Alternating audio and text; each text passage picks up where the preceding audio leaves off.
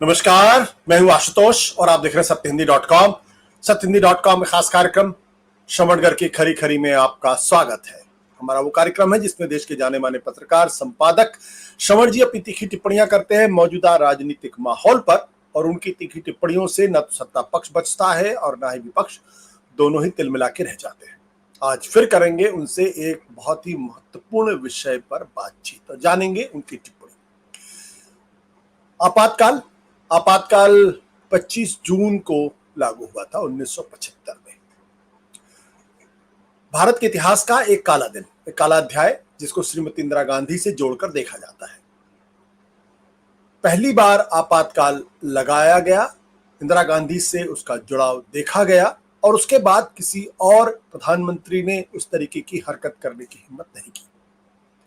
Bharatiya Janata party और RSS लगातार इंदिरा गांधी की आलोचना करता रहा है आपातकाल को लेकर, लेकिन पिछले चुनाव में जिस तरीके से संविधान का सवाल खड़ा किया गया और उससे नरेंद्र मोदी और उनकी सरकार को घेरने की कोशिश की गई, और उसकी वजह से एक बड़ा तबका जो भारतीय जनता पार्टी को वोट करता था वो उनसे फिसलता हुआ दिखाई पड़ा। खासतौर पर दलित और अति पिछड़ा वर्ग जो बाबा साहब अंबेडकर से अपने आप को जोड़ता है। उसके बाद से चर्चा लगातार गर्म होती गई, लेकिन एक आरोप जो नरेंद्र मोदी के ऊपर पिछले 10 साल से लगातार लग रहे हैं कि वो ये कि उनके रहते हुए देश में अघोषित आपातकाल है। इंदिरा गांधी ने तो घोषित आपातकाल लगाया था, संविधान के रास्ते से आपातकाल लगाया था, लेकिन इस देश के अंदर पिछले 10 सालों से नरेंद्र मोदी के प्रधानमंत्री रहते हुए अघोषित आपातकाल है। ये बात लगातार विपक्ष उठाता रहा है, सिविल सोसाइटी के लोग इस पर टिप्पणी करते रहे और साथ ही साथ जो पॉलिटिकल एनालिस्ट हैं और एकेडमिया है वो भी इस बात को दोहराती रही है। अब भारतीय जनता पार्टी को इस चुनाव में चूंकि बहुमत का आंकड़ा नहीं मिला है, संविधान बदलने का आरोप उनके ऊपर लगातार लग रहा है। वैसे में अमित शाह की तरफ से एक ट्वीट आया है और वो ये कि 25 जून को अब संविधान हत्या दिवस मनाया जाएगा।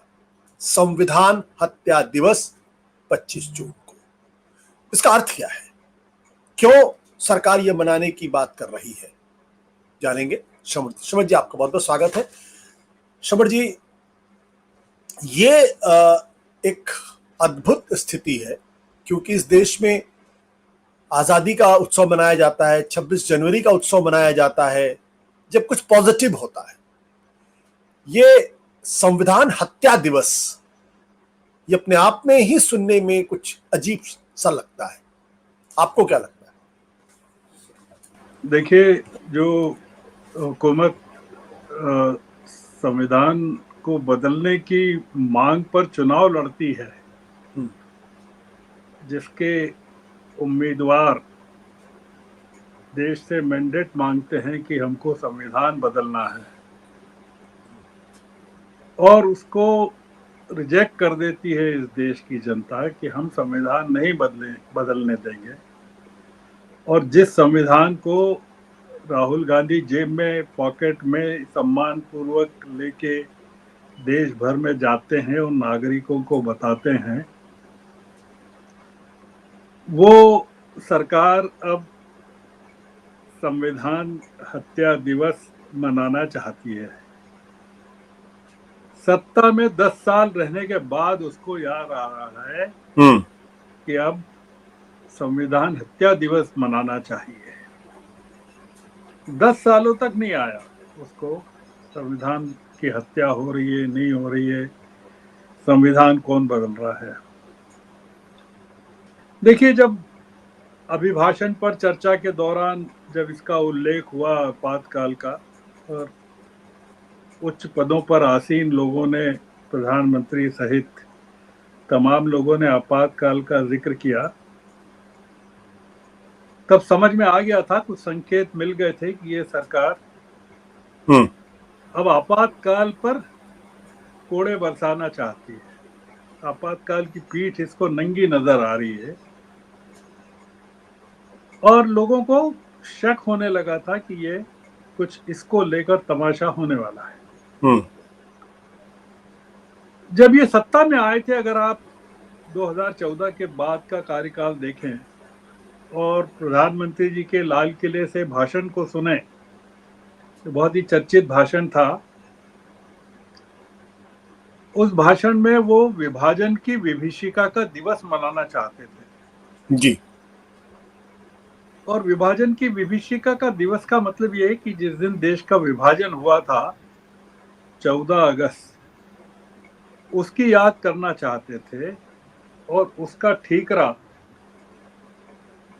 कांग्रेस के मत्थे फोड़ना चाहते थे। हम्म। और वो बहुत प्रचारित किया गया, जोर शोर से उसको नागरिकों के बीच में उसके बारे में कहा गया कि किस तरह से कांग्रेस जिम्मेदार है विभाजन की। हम्म। हम्म। पर उस विभाजन की विभीषिका का लोगों पर कोई असर नहीं पड़ा, हम्म। नागरिकों ने उसका कोई कॉग्निजेंस नहीं लिया और बहुत निराशा हुई सत्तारूढ़ दल को कि ये जो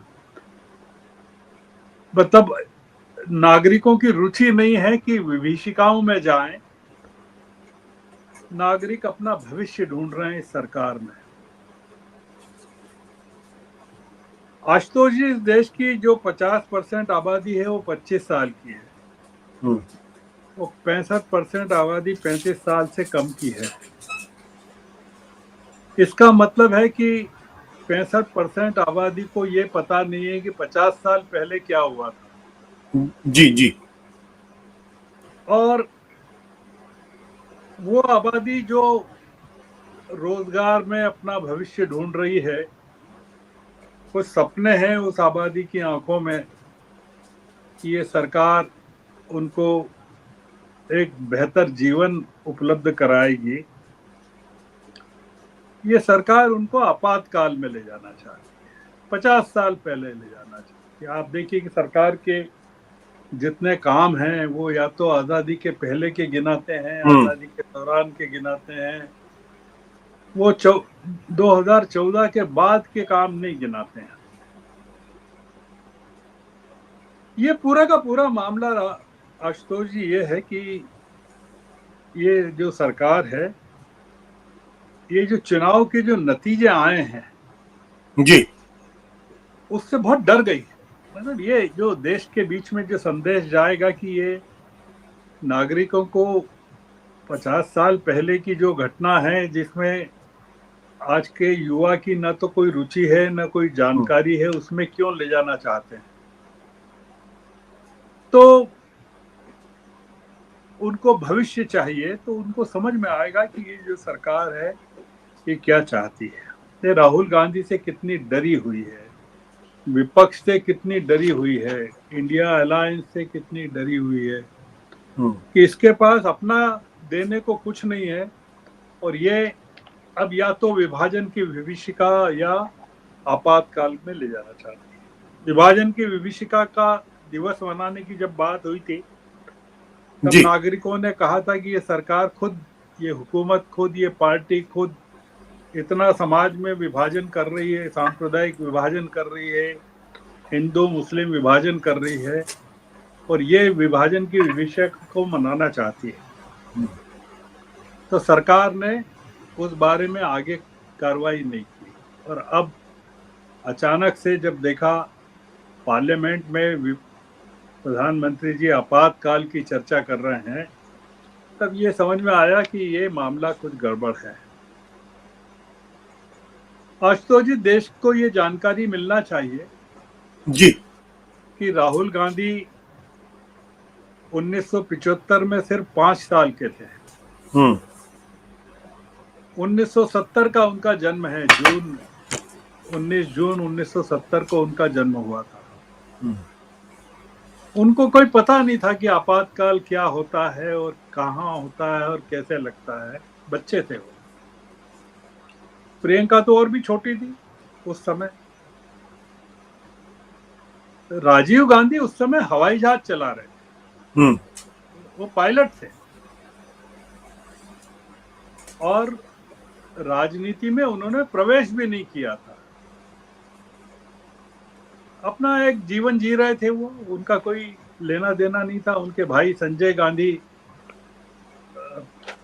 राजनीति में थे जो कि असिस्ट कर रहे थे इंदिरा गांधी को। राजीव गांधी राजनीति में 1984 के बाद आए, जब मिसेस गांधी की हत्या हो गई। तो राजीव गांधी का, सोनिया गांधी का, राहुल गांधी का, प्रियंका गांधी का कोई लेना देना नहीं आपातकाल से। पर ये दादी के कामों का जो कर्ज है देश पर, वो मोदी जी वसूल करना चाहते हैं, देश नहीं वसूल करना चाहते। और अगर हम पूछें अमित शाह जी की उम्र क्या रही होगी आपातकाल के दौरान, तो हमको बहुत सारी चीजें समझ में आ जाएगी कि उनकी उम्र क्या रही होगी। जो लोग आपातकाल के भुक्तभोगी रहे हैं, जिन्होंने आपातकाल को भुगता है, भारतीय जनता पार्टी में कई लोग हैं। आडवाणी जी हैं, मुरली मनोहर जोशी हैं, शांता कुमार हैं, बहुत सारे लोग हैं। वो पार्टी में जो आपातकाल के शिकार हो गए, मतलब जो उनको जो पार्टी में एक आपातकाल लगा हुआ है कि जो हमसे टकराएगा वाला, उनको मार्गदर्शक मंडल में डाल दिया गया। ये जो चल रहा है या ये जो सरकार करना चाहती है, यह जो नजर आता है कि ये चुनाव के बाद अचानक से क्या हो गया है जी। क्यों ये, मतलब बजाय बजट में कोई नई घोषणा करने के, लोगों को सपने बेचने के, आपातकाल को क्यों बेचा जा रहा है? मतलब क्या और कुछ नहीं है बेचने के लिए बचा है? राजनीतिक दिवालियेपन का इससे बड़ा दुनिया में उदाहरण क्या हो सकता है कि वो प्रधानमंत्री क्या रूस से आपातकाल लेकर लौटे हैं, जहां की एक स्थायी आपातकाल लगा हुआ है। रूस यात्रा से लौटे हैं वो। इस पूरे मामले में जो नजर आता है वो ये आता है कि राहुल गांधी निशाने पर है और लोगों की जानकारी में है, आशुतोष जी, कि इस समय जो देश है वो किस तरह की परिस्थितियों में है, कितने लोग किस तरह के अपराध, किस तरह के नागरिक उत्पीड़न देश में है, नागरिक अधिकारों का हनन चल रहा है, लोगों को किस तरह से जेलों में डाला गया है, जालों में रखा गया है। और ये जो 3 नए कानून आए हैं उनका किस तरह से दुरुपयोग अब होने वाला है या शुरू हो गया होगा। तो ये जो सारे की सारी संवैधानिक संस्थाओं पर जिस तरह से कब्जे कर लिए गए हैं, जो दबाव हैं पूरे के पूरे, जो कि सारे आपातकाल के लक्षण हैं। कई बार होता है ना आशुतोष जी कि आपको, आपकी बॉडी में बुखार होता है पर वो थर्मामीटर में नहीं आता है। ये भी ऐसा ही है कि ये मरीज कह रहा है, नागरिक कह रहे हैं कि बुखार है और सरकार कह रही कि अरे नहीं, तुम्हारे हाथ तो ठंडे पड़े हैं। नागरिक कह रहे हैं कि आपातकाल है देश में और सारी की सारी चीजें आपातकाल की तरफ बढ़ रही हैं, और सरकार कह रही है कि आपातकाल तो 1975 में लगा था। ये तो लोकतंत्र का जश्न मनाया जा रहा है। आपातकाल के दौरान की ये सत्यता है, लगभग सत्यता है कि संजय गांधी से जिन लोगों की दोस्ती थी उसमें संघ प्रमुख था, और देश के अल्पसंख्यकों के खिलाफ जो कार्रवाई चल रही थी, तुर्कमान गेट पर दिल्ली के, या जबरिया नसबंदी चल रही थी, उसको लेकर संघ के लोगों का समर्थन था। और संघ के और संजय गांधी के परिवार का फिर आगे चलकर भाजपा से जो संबंध स्थापित हुआ वो भी इसका एक संकेत है कि देखिए भाजपा की और संघ की जो जड़ें थी वो कितनी गहरी थी। अब इसमें जो सबसे बड़ा मुद्दा है आशुतोष जी कि हम्म। अ, ये ये तो स्पष्ट है कि ये जो 2024 के जो चुनाव हुए, जिसमें नतीजे आए, सरकार जी। की 20% सीटें, मतलब 63 सीटें कम हो गई, जो कि बहुत बड़ी घटना है। और ये उन इलाकों में हुई है जहां आपातकाल का सबसे ज्यादा प्रभाव रहा है। हम्म। मतलब आप अगर पाएंगे कि आपातकाल का सबसे ज्यादा असर कहाँ था, तो उत्तर प्रदेश में था, बंगाल में था, महाराष्ट्र में था, हरियाणा में था। हाँ, ये तमाम इलाके हैं और यहीं पर भारतीय जनता पार्टी को सबसे बड़ा नुकसान हुआ है।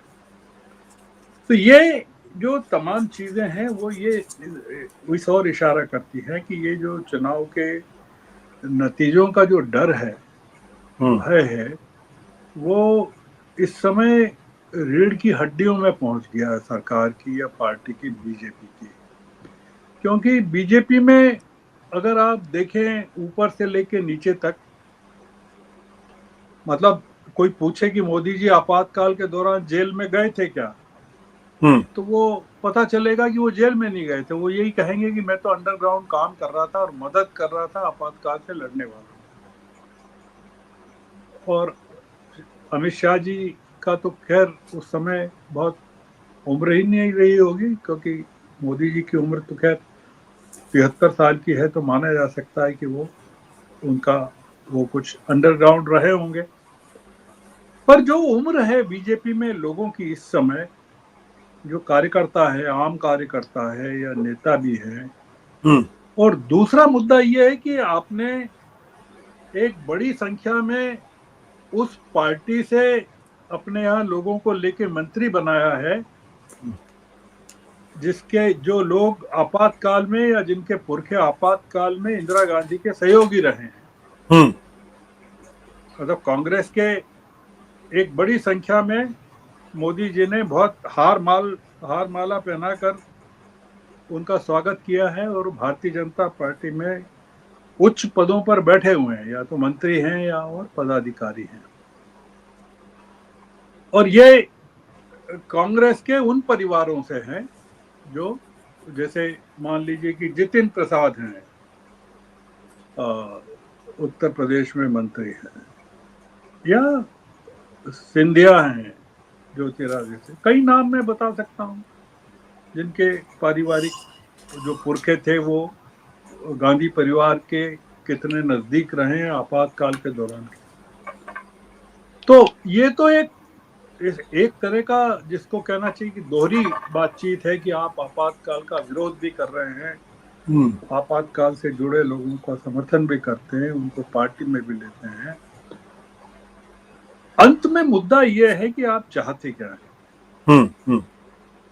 जो नागरिकों के लिए एक जो बातचीत का को समेटना हो, तो ये जो आपने घोषणा की है कि 25 जून को संविधान की हत्या दिवस के रूप में मनाया जाएगा, नागरिक इसको स्वीकार करेंगे क्या? क्या आपने पता कर लिया है आपने हम्म। एजेंसियों के जरिए और अपने पार्टी कार्यकर्ताओं के द्वारा कि देश में आपकी घोषणा का स्वागत किया जाएगा? गोदी मीडिया तो कर रहा है, गोदी मीडिया ने तो घोषणा कर दी है, अमित शाह जी के ट्वीट की कर दी है कि वो याद दिलाएंगे इस दिन। वो 25 जून तो अभी दूर है, अभी तो चला गया, ये तो अब अगले साल आएगा। तब तक हम्म। तो आपातकाल के की जो घोषणा की है वो टेस्ट पर हो जाएगी, महाराष्ट्र में, हरियाणा में, झारखंड में। इसका परीक्षण हो जाएगा कि आपकी घोषणाओं का कितना असर होता है। सरकार चाहती क्या है और हम्म। सरकार क्या प्राप्त करना चाहती है, और जो चीज प्राप्त करना चाहती है इसके जरिए वो नागरिक उसको देंगे क्या। और नागरिकों का की जो नजर है इस समय वो आपातकाल में लौटने की है या भविष्य में लौटने की। सरकार हम्म। क्या, बच्चे जो हैं वो 50 साल आगे का भविष्य ढूंढ रहे हैं अपने इस सरकार में कि 50 साल पीछे की विभीषिका को ढूंढ रहे हैं। तो इसका मतलब ये है कि इस सरकार की देश पर नब्ज, देश की नब्ज पर पकड़ नहीं है, नागरिकों की नब्ज पर पकड़ नहीं है, और जो युवा हैं जिनके सपनों में बहुत सारी चीजें बसी हुई है, उनकी आकांक्षाओं की नब्ज पर, उनकी आकांक्षाओं पर पकड़ नहीं है। तो ये अतीत में ले जाती रहती है सरकार, हमेशा अतीत में ले जाती है, और जब जब संकट में फंसती है, जब जब इसके ऊपर राजनीतिक संकट आता है इस सरकार के ऊपर, ये नागरिकों को अतीत में ले जाती है, अतीत के एक सुनहरे काल में ले जाती है, हमारे देवी देवताओं में ले जाती है, धर्म में ले जाती है। इसके पास भविष्य के लिए देने को नागरिकों के पास कुछ नहीं है। और मुझे लगता है कि ये काफी दुर्भाग्यपूर्ण स्थिति तो है ही। इसका नागरिक जो है जमकर विरोध करेंगे, और नागरिक इसके बारे में सरकार को बताएंगे कि आप जो कर रहे हैं या करना चाहते हैं वो सफल नहीं होगा। आज की चर्चा हम आशुतोष जी बस इसी नोट पर खत्म करते हैं कि ये जो घोषणा की गई है, ये नागरिकों का के स्तर पर इसका कतई स्वागत नहीं किया जाएगा। नागरिक इसका विरोध करेंगे, और नागरिक एक अलग किस्म का भविष्य चाहते हैं, और वो भविष्य सरकार के पास देने के लिए नहीं बचा है। बहुत बहुत शुक्रिया जी।